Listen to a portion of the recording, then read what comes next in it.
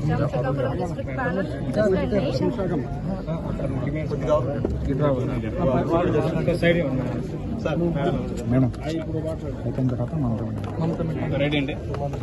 Good morning అండి. Myself Usharani. నేను శ్రీకాకుళం నుండి వచ్చాను, డిస్ట్రిక్ట్ ప్రెసిడెంట్ ని.